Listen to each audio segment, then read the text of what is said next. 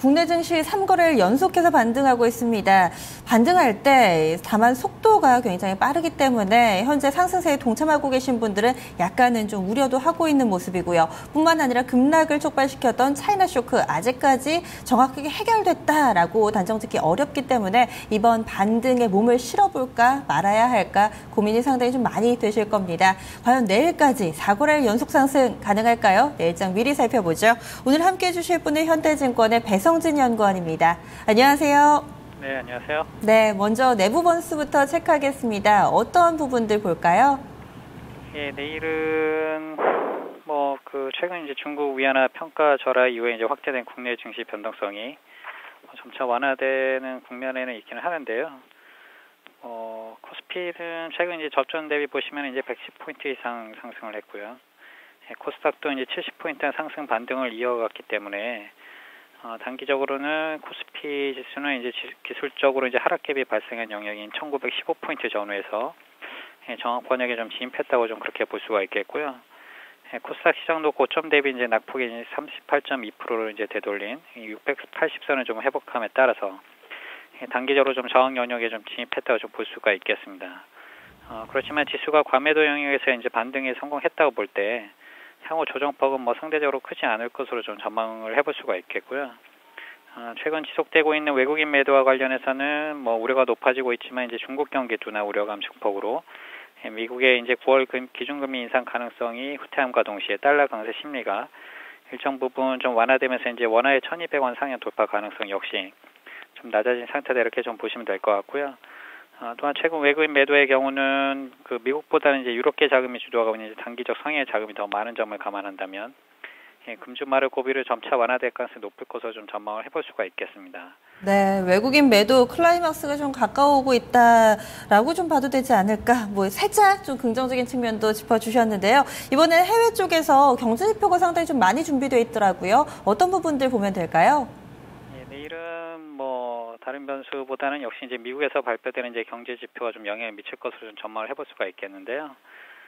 매주 목요일 발표되는 주당 신규 실업수당 신청 건수와 2분기 GDP 성장률 및 개인 소비 증가의 수정치가 발표되겠습니다. 주간 실업수당 신청 건수는 계속 말씀드렸다시피 28만 건을 좀 하회한 수준에서 이제 큰 변화가 없이 진행이 되고 있기 때문에 이번에도 계속적으로 비슷할 것이다 이렇게 좀 보시면 될 것 같고요. 2분기 GDP 성장률 및 이제 개인 지출 증가의 수정치 변화가 좀 주목이 되고 있는데요.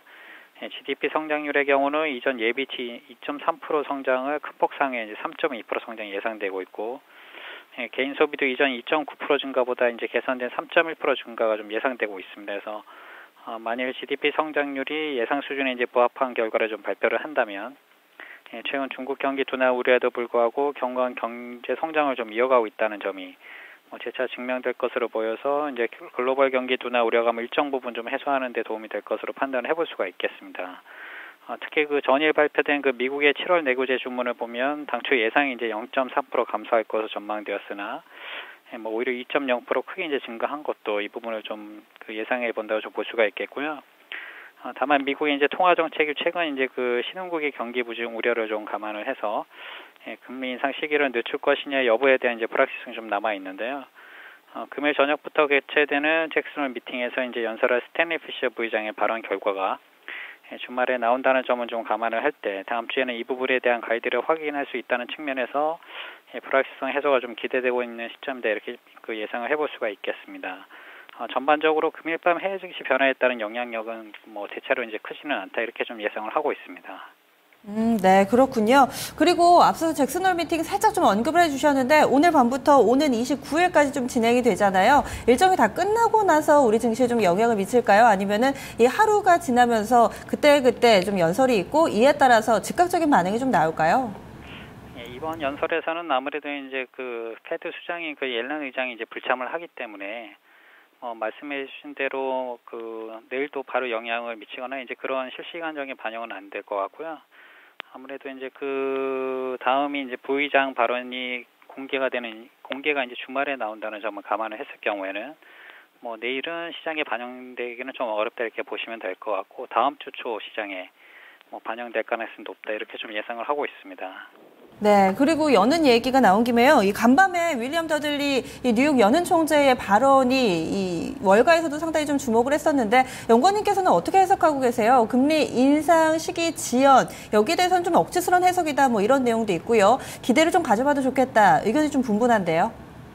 예, 그 윌리엄 더들리 그 뉴욕 연방은행 총재가 이제 레스 컴팔링이라는 이제 단어를 쓰면서 기준금리 인상 가능성이 좀 줄어드는 게 아니냐는 이제 기대감이 좀 높아졌는데요.